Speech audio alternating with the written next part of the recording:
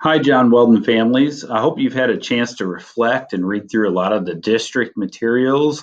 I know, Francis, how our district's been doing an outstanding job of answering questions, doing frequently asked questions, and delivering those reentry plans. Now that you've had a chance to reflect on those, I'd like to go through some more specific details for John Weldon. I know we have a lot of new kindergartners, all new kindergartners coming in, and we want to make sure we do some introductions. I know it's a huge decision coming your way, whether to choose virtual or in person. So I'm going to go over a few things that hopefully will help you make your decision.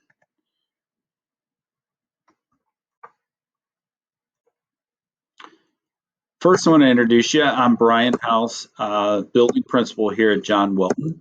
Mr. Joe Shaw is our assistant principal here at John Weldon. And Mrs. Julie Vall is our new half-time administrative intern. So in the morning, she'll be an administrative intern. And in the afternoon, you probably recognize her face. She's been teaching music here at John Weldon. So she'll be a half-time music teacher in the afternoon. Also, she is an alumni here at John Weldon. She went to, Mrs. Vall went to John Weldon herself. We want to introduce you to our counselors. We have one preschool class here at John Weldon, and we have our kindergarten through second grade. So our counselor who serves those students is Mrs. Erin Meyer. Serving our upper grades is Mr. Daniel Marion. He's our third through fifth grade counselor.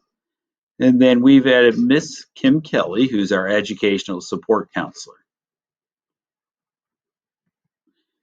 Important contact information to reach us here at John Weldon, just call 636-851-5500.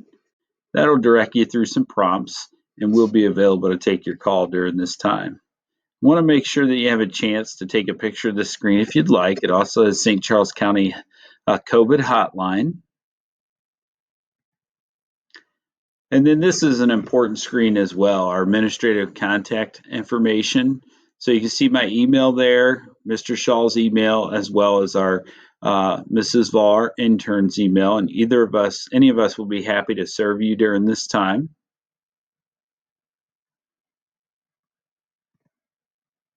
So let's talk about in-person or virtual here at John Weldon. Selecting a learning option. I know the survey was sent out on the 20th, and parents and guardians have until July 26th to make a decision after reviewing both the in-person and the virtual plans. In-person or virtual decision will remain in effect through first semester. So basically, that's saying the decision that you make by Sunday will be the decision that you make for the semester. If you choose in-person, which we'll go over in a little bit, it's going to allow you the district to make some very important decisions if it's time to go to a hybrid model, which would be an A-B schedule, where your child would go 2 to 3 days a week. So the district would make that decision based on the county health department guidelines, as well as our current situation here in the district. Let's talk about in-person learning. There you can see two of my favorite friends here at John Weldon. Hope they're doing good. I know they missed out on their end of their fifth grade year, but we're hoping the best for them at Howell Middle. Back to school. So here at John Weldon, communication will be sent via email and e-news, but also our website, Twitter, and our John Weldon Facebook. So on our e-news, you'll see some links to some of our Twitter accounts, as well as all of our administrators have a Twitter account, and many of your classroom teachers will offer their own Twitter accounts as well. We up and all this year will be communicating through class tag. So last year, we know during the shutdown, there were several ways that you guys were receiving information. And this year, the district is using a common way of communicating, and that is through class tag. So all teachers will be using class tag. Teachers will all be using Google Classroom as the main learning platform. So you will not be going to different places for your learning platform in person. Open house and parent-teacher conferences will all be virtual this fall. Our teachers will be releasing a video either by individual classroom or grade level to go over the open house materials that you would typically receive in person. Also, our teachers will be offering a question and answer session during our open house times. We will be sending more information on open houses in in the e-news. Parent-teacher conferences. So we typically have parent-teacher conferences in October and March, and as of now, our October parent-teacher conferences will all be virtual. Spring parent-teacher conferences will be determined at a later date, and these are typically held in March. At this time, we have none of our major events planned for the year due to COVID guidelines. Examples of these would be Back to School Fall Festival, in-person meetings such as IEP meetings, 504 meetings, trunk or treat, assemblies, and our Thankful for Families events. We will make our best effort to still find some opportunities to connect virtually. So we will be doing some things like buddy classrooms through virtual connection versus going from room to room.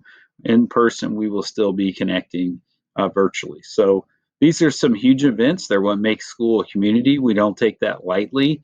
And so our PTO is doing things virtually as well, but they are an awesome group of parent volunteers that run these events for us, and we're thankful for their help. There's going to be ways to support your students and PTO that'll come out throughout the school year. Staying healthy. Avoid close contact with people who are sick. No contact greetings. Stay home when you're sick, with symptoms listed in the self-monitoring survey, which we'll go over in the next few slides. We're going to ask that all students cover your cough or sneeze into your elbow or a tissue, then throw the tissue in the trash, followed with hand washing. Avoid touching your eyes, nose, and mouth. Wash hands often and with soap and water for 20 seconds. Use hand sanitizer. We will have hand sanitizer in every classroom, as well as students are welcome to bring their own hand sanitizer. They just cannot share it with other students. So they have to use their own sanitizer if they bring their own, not to be shared, but they can certainly use the classroom hand sanitizers that we have available as well. Ensure all your vaccines are updated. Staff will be in mask at all times, and other PPE items as well. So PPE items that they may have on may be a face shield. So if they're in a position that would require them to work more closely with students, then they will be wearing items such as that. Grades 3rd through 5th will be in mask at all times, except eating and getting a drink. It is recommended that our pre-K through 2nd graders also consider wearing a mask when possible. So that self-monitoring we talked about, do you have a new cough or one that has gotten worse? Have you felt feverish, or have you had a fever of 100 degrees or more in the past 72 hours? Do you feel short of breath or have difficulty breathing in a way that is not normal for you? Have you had an exposure of more than 10 minutes and closer than 6 feet to a person who has a lab-confirmed diagnosis of COVID-19 in the past 14 days? Do you have other symptoms that may include chills, body aches, active vomiting, diarrhea, loss of smell, sense of smell or taste, sore throat, fatigue, headache, congestion, or runny nose? If yes to any of these, please do not send your child to school and consult with your doctor. So let's talk transportation. Parents must register or opt in students for transportation. So this is a big change for this school year. We're asking all parents to opt in for transportation. If you're going to be an in-person student in the past, you were signed up by route, and this year you'll need to opt in. That information is going to be coming out from the school district, so be watching for that, as well as we'll be sending it out as a school in our e-news. Masks are required on the school bus, 2 students per seat. If we have a bus that has a lower amount of ridership on there, then we will be having it 1 student per seat if possible. Students will load from the back to the front by bus stops. So as soon as you're the first stop, you'll just go ahead and go to the back. Siblings will be required to sit together no matter what their grade level. Assigned seating will be based on your pickup time. So each bus will actually have a seating chart of where students sit. Use of hand sanitizer will be encouraged when entering and exiting the school bus.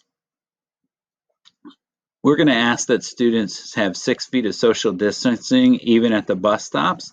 When loading and unloading would be encouraged. Stagger and dismissal times will be provided at the end of the day by grade level. That's something that we've always done here at John Weldon, is stagger those times, so we will continue to do that.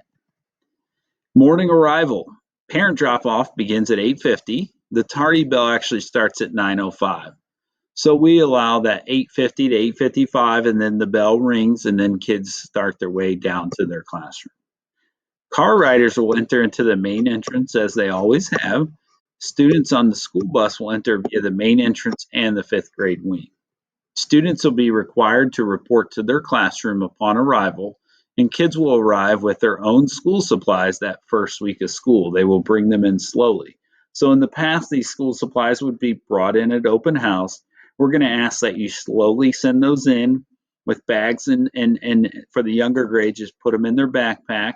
They don't need to all come on the first day, and our staff will help unload those once they're here in the classroom, and supplies will remain their own and not be shared with the community. Let's hop over to breakfast. All students are allowed to eat breakfast. Students will grab and go to their classroom. So typically in the past, we always do a brown bag breakfast, and the students can go ahead and grab that bag and head to their classroom.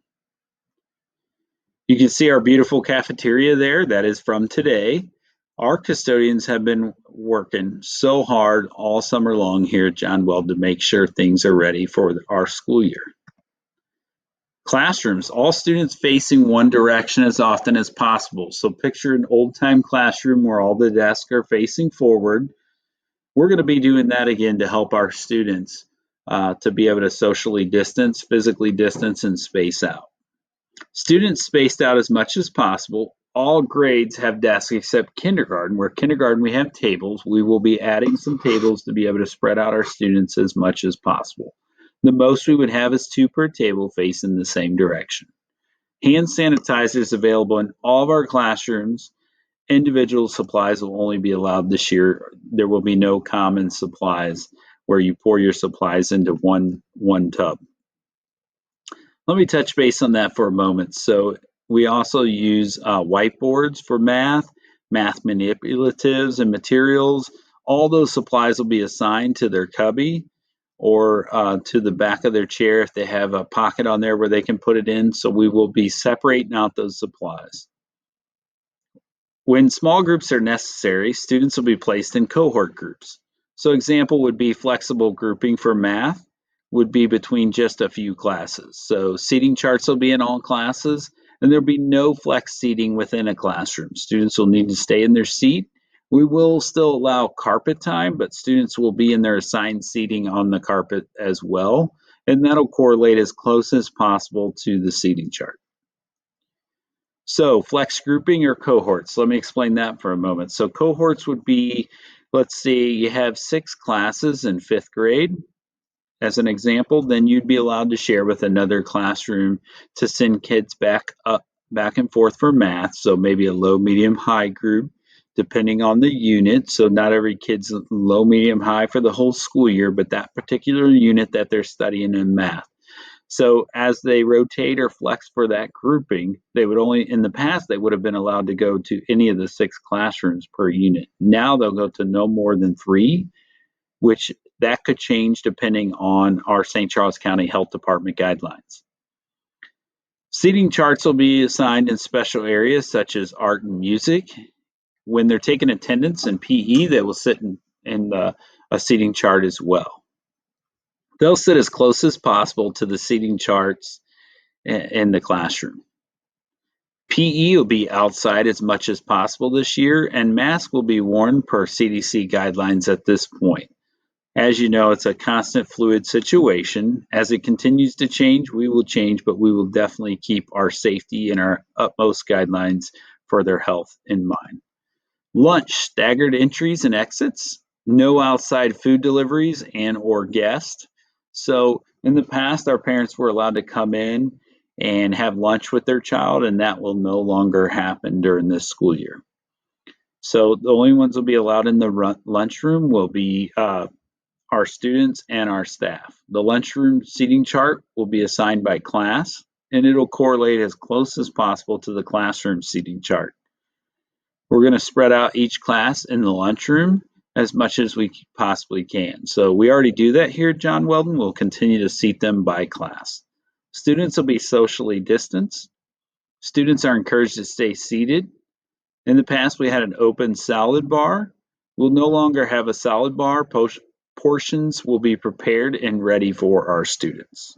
We will no longer have the pump for condiments. So now it will be delivered in individual ketchup packets. Things like that will be all individually wrapped. So in the past, we had those red hard trays. Our kids remember those. Now we just will have the disposable trays only, at least for the first 3 months of school. We'll continue to monitor that situation. We will be teaching proper space in the cafeteria, and tables will be continually sanitized by our custodial staff. Let's talk about music, art, PE. Students will continue to wear a mask. Students will travel as a class to their special area classes. So we'll have arrows set up in the hallways where the kids will stay to the right with their classroom. They will physically distance, and then as they travel to their special area classes, they arrive knowing that their classroom is clean. So all tables and areas will be cleaned and disinfected in between classes. As I mentioned earlier, PE will be outside as much as possible, weather allowing. So if there's ice, cold temperatures or hot temperatures or a storm, then obviously we won't be outside. There will still be some curriculum units where PE will be inside, but they're going to utilize outside as much as possible. Music's still working on specific guidelines, but there will be no instrument sharing at this point or singing at this point. So we're going to continue to monitor that, but they will not be sharing those items at this time. Art will not use common supplies. They will use their individual supplies. Let's shift over to talk about what's going to happen when students go to the nurse. So students and staff displaying symptoms of COVID-19 will be isolated away from non-symptomatic staff and students. So in the past, we have one nurse's office. Now we're going to add a second space. We're going to utilize a second space as a well room, and then we'll also have our regular nurse office, which will be our sick room. So students who take medicine and they have a medication distribution will be distributed in the well area and physically distanced. So all of our students who typically would take a medication each day can rest assured they will be in a well area. Healthy students will also be treated in a separate space for their needs. Students will not be allowed to return for 72 hours once they exhibit the following symptoms until symptom-free. So in the past, many of these guidelines were 24 hours symptom-free. Now they are 72 hours symptom-free. So let's take a look at those things because in the past, it was particularly diarrhea, vomiting, or high fever, and now there's a longer list. So cough, rash, 100 degrees or hotter, sore throat, shortness of breath, diarrhea, nausea or vomiting, fatigue, headache, muscle pain, lack of appetite, or loss of taste and smell. These restrictions will be strictly monitored and enforced. So we ask that you do not provide these as symptom-free while they're still on medication, but once they are Tylenol or ibuprofen aspirin-free and without these symptoms for 72 hours.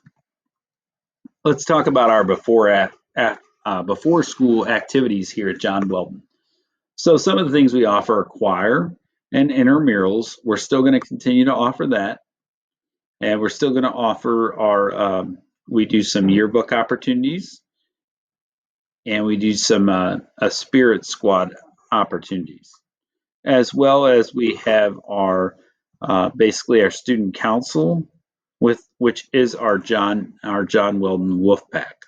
So a mask will be required during those opportunities before school. Groups will be limited to 30 students or less. In the past, you could go specifically during intramurals. Let's say you missed Monday, you may be able to join Wednesday. That will no longer be the case. So groups will stay the same. We will have a roster for each intramural group, and there'll be no switching days or groups once you're signed up.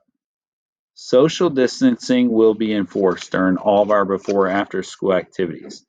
Our before school activities will align with the Francis House School District Return to Activities Athletic Guidelines, which is currently following the Phase 3. So there's a great website to read about the guidelines, and that's the HowellVikings.com. Go Vikings.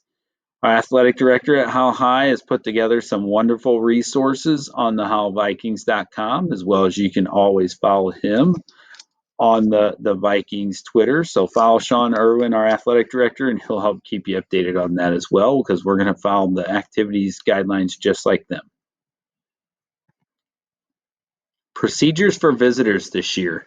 Like I mentioned earlier, sadly enough, we can have no outside visitors or volunteers. We're going to deeply miss our volunteers. They're the ones that help our students and our teachers help prepare for our school day. We count on them, and we're going to miss you deeply.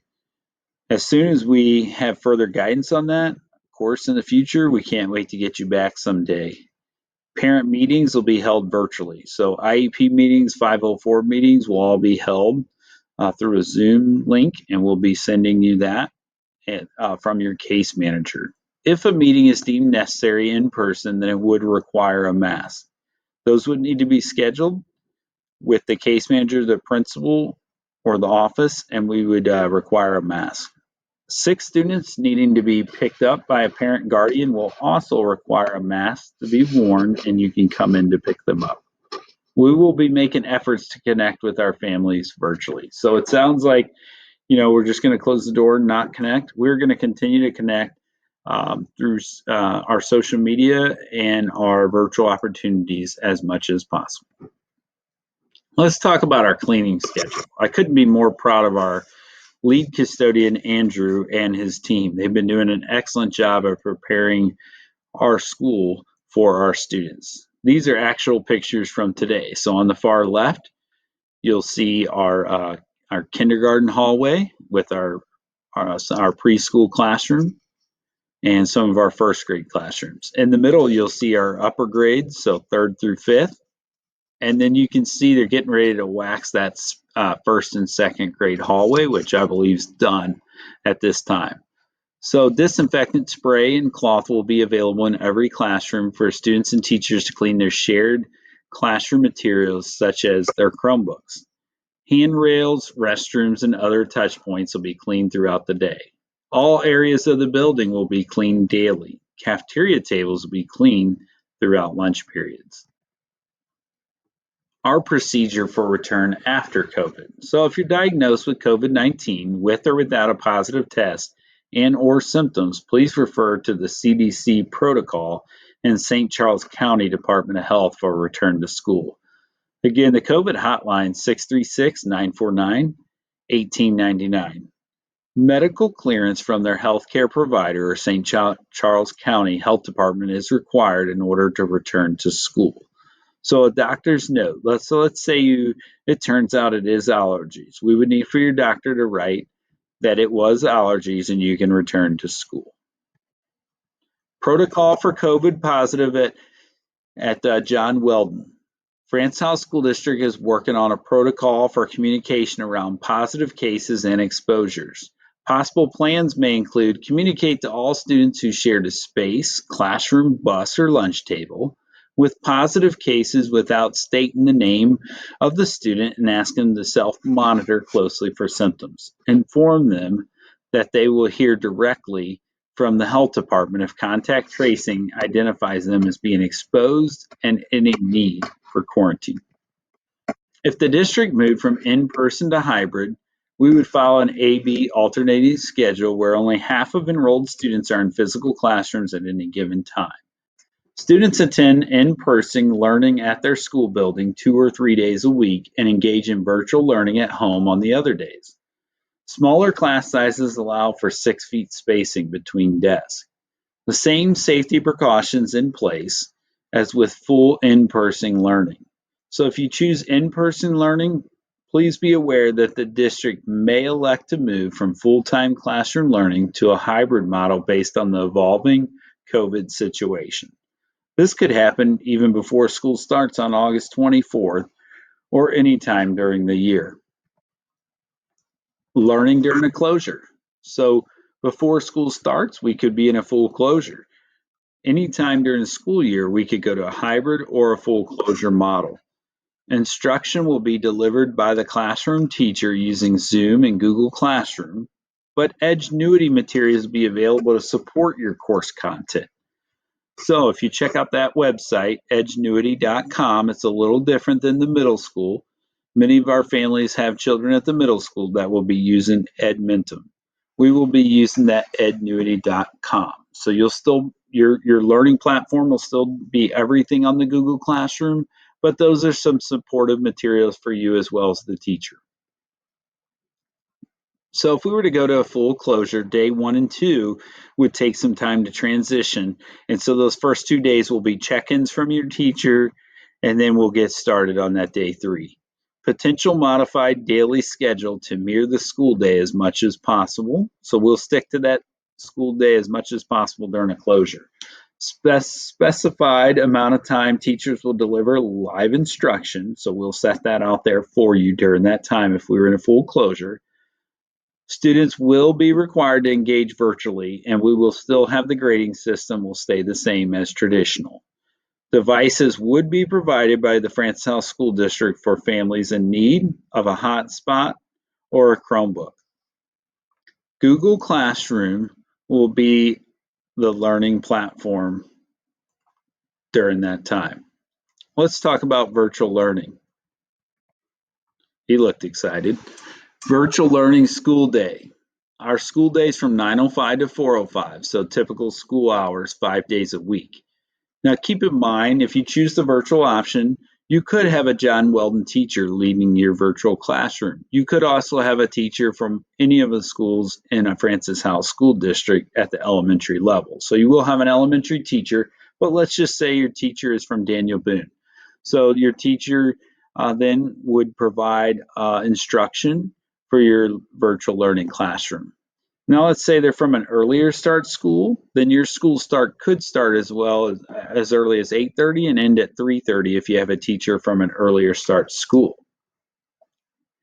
So you won't necessarily be grouped with all John Weldon students, but we will try to group as many of our students together as possible. We do ask that you make a commitment for 1 semester, virtually or in person. And then if that's not working out for either way, then we would be happy to switch you after 1 semester. The schedule will be much more robust than you remember last spring. Last spring, I can't thank our teachers enough for doing everything they can to hurry and prepare under the emergency situation that we did to provide emergency curriculum, instruction, and relationships online as much as possible during that time. Now, we all know we want a robust curriculum. If this were to happen again, we want to do the very best job we can to provide a varied instructional methods. And so students would be expected to be online a majority of the day. So the elementary level, that would be 3.5 to 5 hours a day, daily with intermittent activities, assignments, lunch breaks, etc. So it's not going to be 3.5 to 5 hours straight. You're going to have a community building time in the mornings, a check-in, and then of course they'll break into those their writing journal, maybe take a break while they independently write. And then you'll have some assigned reading time in an older grade, and you'll do some independent reading. But then also your classroom teacher is going to be providing that classroom instruction as well as checking that work through virtually. They would attend specials at the same time they had specials. So if it's time for their schedule to go to art, they would go to art virtually, music as well, and PE. So virtual teacher will be assigned from a class from students from all across the district. Classes could be kids from across the district. Teachers will work hard to community build with their students. So there would be plenty of engagement. We know that the social emotional health of our students is very important at all times, but specifically during a time where our students have been at home for over 4 months and not able to connect with each other. So we're looking forward to helping our students connect virtually.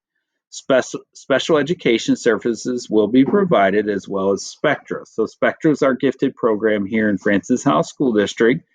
And so the Spectra teacher we will have a virtual Spectra teacher available as well as a special education teacher available.